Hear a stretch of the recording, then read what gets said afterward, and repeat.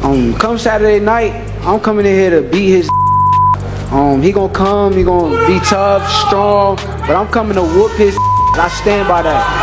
I stand by that. I'm him up.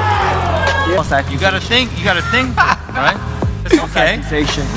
I can't wait to beat this clown, bro. This dude is a clown. Focus on me. You better have that chin ready, baby. You better have it ready. Real clown. I already figured your ass out. You not fighting. What else you got, man? Yo, Hey, Senior, you're I only not seen in the 10 ring. seconds of your fight. I seen you fight before. I only You seen can't 10 fight. seconds of your fight. You're boring as hell. Come on, bro. Stop it, bro. Boring, man. You almost got knocked out. Even your daughter said you got knocked out. Knocked out. Tio got hurt his last fight too. Ooh. Didn't he get hurt his last fight? Man, if it wasn't for those Did Tio get hurt his last fight? My son don't be throwing punches, Did Tio get hurt his last fight? My son don't be throwing punches, I paid attention. Terence Crawford unexpectedly interrupted the Stevenson versus Lopez press conference, instantly igniting tension in the room. The atmosphere quickly escalated as Shakur Stevenson and Teofimo Lopez abandoned any pretense of politeness, targeting each other's pride and turning what was meant to be a formal event into a fiery showdown. I think that he did some great things against them guys. I seen a lot of weaknesses in his game too, and something that he said earlier, he said, Tio never lost to Southpaw. Well, I never lost to Orthodox.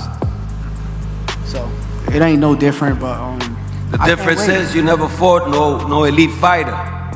Okay, I don't think y'all did either. Oh, so you gotta show it, baby. I don't think y'all did either. I ain't see. Not on my son. I ain't see Lomachenko throw no punches. You never been on a big stage like this. I didn't see Lomachenko throw punches. You never been on a big stage like this. I didn't see Lomachenko throw punches. Because we froze him.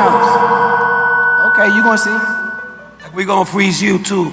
You better not throw the top. Tension spiked when Teofimo Sr. bragged about beating Lomachenko and Taylor, and Shakur quickly fired back, saying Teofimo had never faced a fighter like him. Well, I see their weakness. That's what I do. You know, we broke the code with with Loma that nobody had ever done.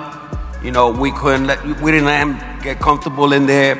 You saw that. You know, within like 8 rounds, he didn't know what to do.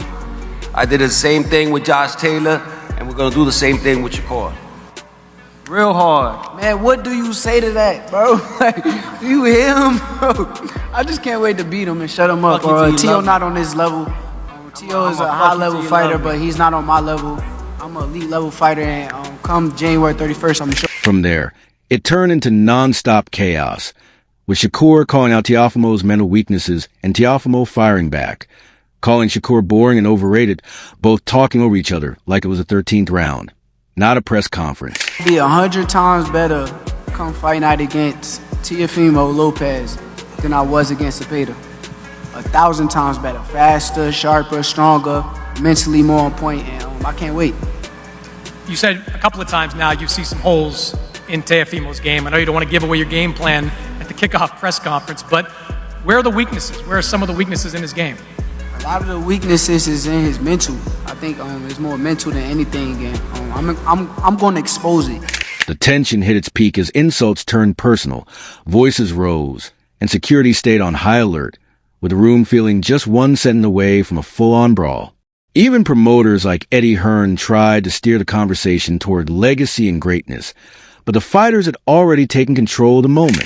Thanks for the reminder, Chris. This place is special. I think when this fight was talked about, I think both Shakur and Teofimo Lopez need a huge amount of credit for making this fight. Both of the guys are the respective kings of their division. Teofimo Lopez, the #1 guy at 140, Shakur, the #1 guy at 135. And when I heard about this fight, I didn't expect it to happen. And you know, the work that His Excellency's done, Ring Magazine, to make this fight quite sensational. But the icing on the cake is to see the fight at Madison Square Garden. This is, for me, the absolute mecca of boxing. When Turkey Alshik called in, even he sounded unimpressed by the chaos, which somehow made the tension feel even more intense. This fight is the first step of crazy map of boxing next year and the beginning of 27. This is not an easy fight. Thank you. By the end, both fighters were focused on domination, humiliation, and silencing each other, turning the press conference into a raw glimpse of just how personal this fight has become. This wasn't promotion.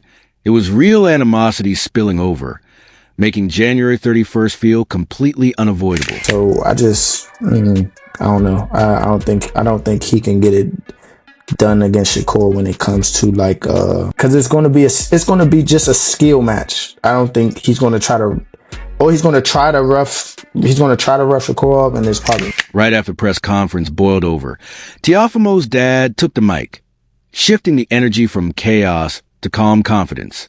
He wasn't trash talking. He was laying out a mindset, focused on preparation, growth, and mentality, not worried about Shakur style. In the past, and you know, Crawford stated, "Oh, you only got to me." Yeah, but he really want to fight Crawford, and we're gonna call him out after we beat up his boy. You know, so that's the game plan. That's even though you guys have, even if he requires you, well, he ain't gonna fight us, man. He ain't gonna fight us, man. We've been chasing this guy for the longest. My son is even willing to go up to 160 to fight him. You know, listen, speed kills. You know what I'm saying? Speed kills, and that's why we're gonna beat Shakur. He ain't faster than us, and we're gonna catch him. He paints Teofimo as a fighter who thrives on danger, not comfort, highlighting legacy, big wins, and adapting styles. Confidently dismissing gimmicks, he makes it clear, we're not chasing knockouts. We're here to outthink you. We do this for the legacy. So I told my son, when I told him, you know, let's go after Colmig, let's go after Lomachenko, let's go after Josh Taylor. And all of those three fights, he was the underdog. You know what I'm saying? And big time. I mean, with Josh Taylor, he was like 23 experts said that he was going to lose.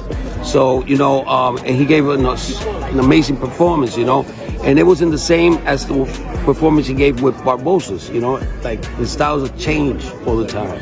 And that's the scariest part about him, you know. And he comes to entertain. Sure, some Crawford and Canelo comparisons might be a stretch, but that's all part of the confidence. The key takeaway? Team Lopez isn't hoping to get lucky. They truly believe speed, adaptability, and pressure can break Shakur's composure. Whether that works over 12 rounds is another story, but psychologically, this wasn't noise, it was pure conviction. When both sides think they're smarter, faster, and more prepared, fights stop being predictable and start getting fascinating. Did Shakur by any chance implement a bigger ring, or like, you know? We don't care about that, man. I mean, we're just gonna box this dude, man. You know, we're not going in there for the knockout. We never do. You know, the only fight that my son looked like sloppy was with Kambosos, because he was dying in there. And, you know, he said that he felt better when he was attacking more, you know. But we never do that. We always. After Teofimo Sr. laid out his mental game, the energy shifted when Andre Ward and Roy Jones Jr. weighed in. Their take? Shakur creates in real time, reading and reacting round by round, while Teofimo is explosive and brilliant, but still needs a plan to regain rhythm once chaos hits. I look at Shakur like a fighter who has a blank canvas. He's got the IQ, he got the experience, and the athleticism, and the skill set where he can paint any type of picture he wants to on a blank canvas. When I look at Teofimo Lopez, he's almost that.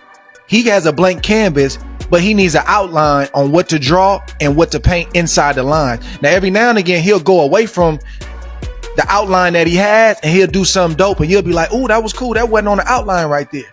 But I don't think that he can create on the fly like a Shakur. Ward and Roy give Teofimo credit. His press conference tactics were strategic bait meant to make Shakur fight emotional. If Shakur stays patient, the plan fails. Unlike others, he doesn't need to win the moment. He wins a night. This fight isn't about noise. It's about keeping your head when the plan falls apart. What I think that Teo just painted the outline by being as disrespectful as he can at the press conference, because he wants to try to piss this kid off so the kid come fight with him. You understand me? Because with me, he had exactly what he wanted. Because as soon as I go in there, I'm coming straight to his head. You understand where I'm coming from? So, but I think that's what he's trying to get. Yeah, you feel me? But I think that's what he's trying to get Shakur to do. Because why would you say that to a person? What does that have to do with boxing? You feel me? He knows that Shakur has great feet, and he's not gonna be able to catch Shakur if he lets Shakur take his time to do what he does. So he got to try to make Shakur come in and try to kill him, which is what he just did at the press. Right after Andre Ward and Roy Jones Jr. broke down the blank canvas versus outline approach, Keith Cole's first-hand perspective takes it to another level. He explains why Shakur Stevenson is such a nightmare matchup, not mystical, but reading body language like subtitles. A dip here, a shoulder turn there, and Shakur already knows what's coming before his opponent even commits. That's not just speed, it's processing. Cole makes it sound casual, but that's why Shakur stays calm while others stress. He's not reacting late. He's reacting early. Don't forget to like, comment, and subscribe for more fight breakdowns and insider insights.